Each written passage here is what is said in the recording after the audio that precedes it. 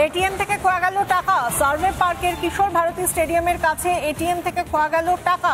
জানা গিয়েছে টাকা তুলতে গিয়ে এটিএম কার্ড আটকে যায় মেশিনে। হেল্পলাইন নাম্বারে ফোন করা হয়, তারপরও মেলেনি নিস্তার। উল্টে গায়েব হয়ে যায় মোটা অঙ্কের টাকা। মেসেজ পাওয়ার পর এটিএম এ যান ওই ব্যক্তি।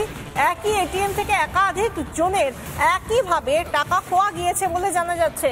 একের পর এক অভিযোগ সামনে আসছে। সার্ভে পার্ক থানায় লিখিত অভিযোগ দায়ের হয়েছে। টাকা তুলতে গিয়ে মেশিনে কার্ড আটকে যায়। সমস্যা সমাধানে হেল্পলাইনে ফোন। ততক্ষণে কিন্তু পিন নাম্বার দেওয়া হয়ে গিয়েছে। সমস্যা সমাধানে হেল্পলাইনে ফোনেই দেওয়া হয় বেশ কিছু পরামর্শ, এবং তারপরেও যে পরামর্শ অনুযায়ী লোকজন এসে এটিএম এর বাইরে দাঁড়িয়ে রয়েছেন, তা সত্ত্বেও কোনো রকম সুরাহা এখনো পর্যন্ত পায়নি। এখন কি ছবি জানাবেন? আমাদের সঙ্গে সরাসরি রয়েছেন আমাদের প্রতিনিধি ঐন্দ্রিলা ঘোষ। ঐন্দ্রিলা, এখন কি ছবি দেখতে পাচ্ছ? অভিযোগকারীরা কি এখনো এই এটিএম এর বাইরে রয়েছেন?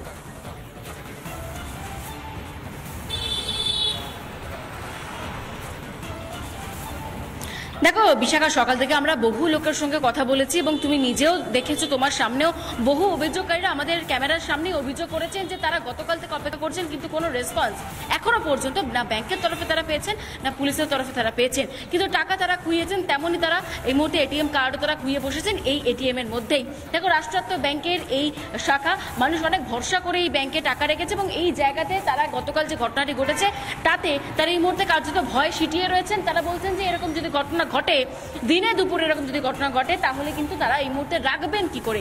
এরই পাশাপাশি যে বিষয়টি বলার তা হচ্ছে নিরাপত্তা রক্ষী। দেখো, এইরকম একটি জনবহুল এলাকা যেখানে একটি স্টেডিয়াম রয়েছে, বাইপাস সংলগ্ন কানেক্টেড এরকম একটি জায়গা, সামনে জিম রয়েছে, এরকম একটা কানেক্টেড জায়গায় এখানে যদি এরকম জালিয়াতি ঘটে তাহলে মানুষের ভরসা কোন জায়গায় থাকবে? এটা বিরাট বড় প্রশ্ন।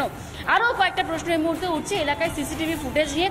যে সিসিটিভি ফুটেজ আমরা দেখতে পাচ্ছি, এখানে একটি ক্লাব রয়েছে, সেই ক্লাবের ব্যাংকুয়েট রয়েছে যেখানে বিয়ের ভাড়া টাড়া দেওয়া হয়, তার সামনে আমরা দেখতে পাচ্ছি পোস্টে এই মুহূর্তে একটা সিসিটিভি ক্যামেরা লাগানো রয়েছে। এই মুহূর্তে সেই সিসিটিভি ফুটেজও সম্ভবত তারা খতিয়ে দেখার চেষ্টা করছে পুলিশ এবং লালবাজারের গোয়েন্দা দপ্তর। কিন্তু সবথেকে বড় বিষয় এই যে এটিএম, এই এটিএম এর সামনে কিন্তু আমরা কোনো রকম কোনো সিসিটিভি ফুটেজ দেখতে পাচ্ছি না বা সিসিটিভি ক্যামেরা দেখতে পাচ্ছি না, যে কারণে কিন্তু এই মুহূর্তে বেগ পেতে হতে পারে যারা আসল দুষ্কৃতি বা জালিয়াতিটা করছে তাদের এখানে আনাগোনা ছিল কিনা এই বিষয়টি জানবার জন্য। এবং দেখো, যে নিরাপত্তা রক্ষীকে নিয়ে আমরা সকাল থেকে বারবার প্রশ্ন তুলেছি যে এটিএম এর ভিতরে একজন করে সিকিউরিটি থাকে, তিনি কেন নেই? এই এটিএম এর ভিতরে কেন তাকে দেখা যায়নি? এই বিষয়ে আমরা যেমন প্রশ্ন তুলছি, যারা টাকা খুইয়েছেন তারাও প্রশ্ন তুলছেন। সকাল থেকে আমরা বহুক্ষণ এই জায়গায় কাগজপত্র হাতে নিয়ে একাধিক ব্যক্তিকে আমরা দাঁড়িয়ে থাকতে দেখেছি, যারা কিনা কালকে এখানে এটিএম এর ভিতরে কার্ড খুইয়েছেন। তারা এই মুহূর্তে কেউ গিয়েছেন ব্যাংকে, কেউ গিয়েছেন লালবাজারে এবং কেউ গিয়েছেন থানাতে।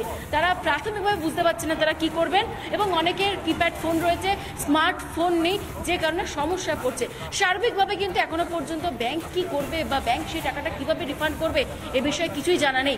গতকালের এই ঘটনার পর এই ব্যাংকের এটিএম এর সামনে কেউ আসবেন কিনা বা কোনো দুষ্কৃতীরা যারা এই কাজ করছেন তারা এখানে তারা এখনো পর্যন্ত হয়রান হচ্ছেন। এখনো বারবার তারা অভিযোগকারীরা এই ব্যাংকের এটিএম এর বাইরে আসছেন, কিন্তু তারা কোনো সুরাহা পাচ্ছেন না।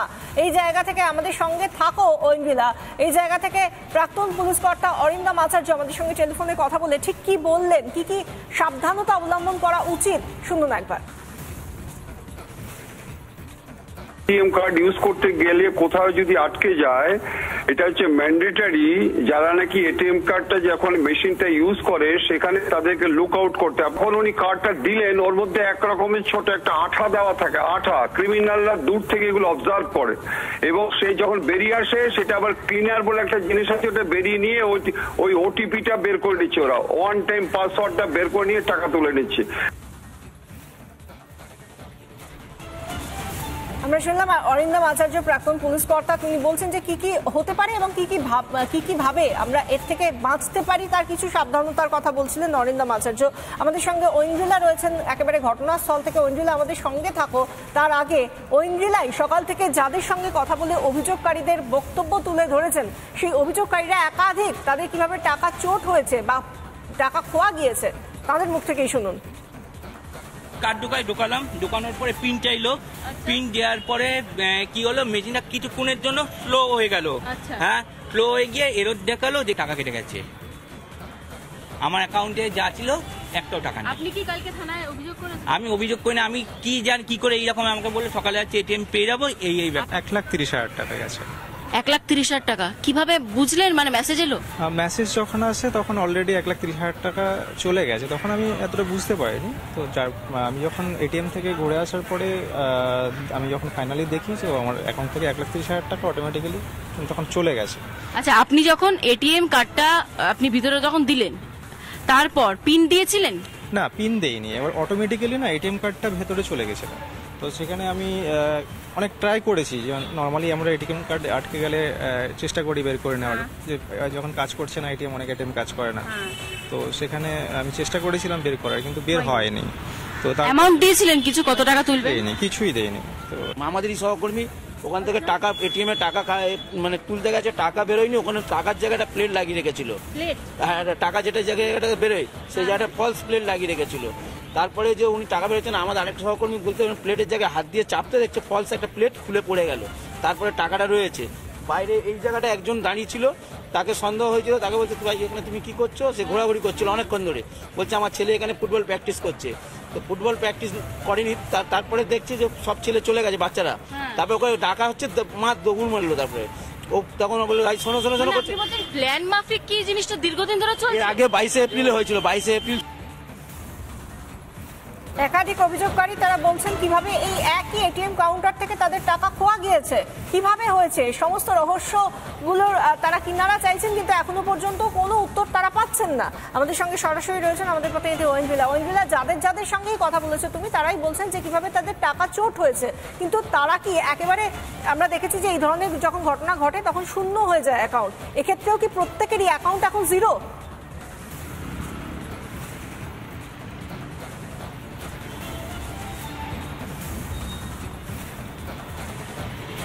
দেখো, আমরা সকাল থেকে যাদের সঙ্গে কথা বলেছি তাদের কিছু কিছু ব্যক্তিরা অভিযোগ করছেন যে বেশিরভাগ টাকাটাই কিন্তু কেটে নেওয়া হয়েছে। এক্ষেত্রে কার কিরকম ব্যাংকের ব্যালেন্স ছিল তা তো এই মুহূর্তে জানা সম্ভব নয়, তবে যেটুকু বোঝা গিয়েছে তারা বিশাল অঙ্কের টাকাই কিন্তু খুইয়েছেন। এবং আমরা সকালবেলা যাদের সঙ্গে কথা বলেছি, কেউ বলেছেন 1,30,000 টাকা, কেউ বলেছেন 3,000 টাকা, আবার কেউ বলেছেন 25,000 টাকা। এরকম বিভিন্ন ক্ষেপে বিভিন্নভাবে একাধিক ব্যক্তির অ্যাকাউন্ট থেকে বিভিন্ন দফায় টাকা তোলা হয়েছে। আমরা কিছুক্ষণ আগে যার বক্তব্য শোনাচ্ছিলাম, যে ব্যবসায়ী, এই যে আমরা যে ব্যাংকোয়েটে দেখাচ্ছিলাম এটি তারই, তিনি কালকে এইখানে টাকা তুলতে এসেছিলেন, প্রত্যেক দিনের মতনই টাকা তুলতে আসেন, সন্ধ্যাবেলা 8টা নাগাদ এসেছিলেন টাকা তুলতে। টাকা তো উঠলোই না, তার যে এটিএম কার্ড সেটা ভিতরেই রয়ে গেল, এবং তারপর তার ব্যাংকে তিনি জাস্ট গিয়ে বসেছেন। তারপরে কিন্তু ধাপে ধাপে 13 ভাগে তার ব্যাংক অ্যাকাউন্ট থেকে 10 করে টাকা কিন্তু মাইনাস হয়ে যায়। এবং তারপর সবটা বুঝে ওঠার আগেই তিনি যখন টাকা অন্য সেলফ অ্যাকাউন্টে ট্রান্সফার করতে যান, তখনই কিন্তু বিষয়টা তিনি দেখেন, এবং 1.5 লক্ষ টাকার কাছাকাছি, 1,30,000 টাকা স্পেসিফিক্যালি, সেই টাকা কিন্তু একবারে চম্পট হয়ে যায়। এই মুহূর্তে দাঁড়িয়ে তিনি বলছেন যে লালবাজার তাকে ডেকে পাঠিয়েছে, লালবাজার আজকে তিনি যাবেন, গোয়েন্দাদের হাতে সমস্ত ডিটেলস দেবেন, তারা যা করণীয় সবই করবেন, কিন্তু এখনো পর্যন্ত এত মানুষ, সকলেরই আর্থিক ক্ষতি, এভাবে চোট হয়ে যাচ্ছে টাকা, কিন্তু কোনো উত্তর দিচ্ছে না ব্যাংক। অনেক ধন্যবাদ, সঙ্গে ছিলেন প্রতিনিধি ওয়েনভিলা।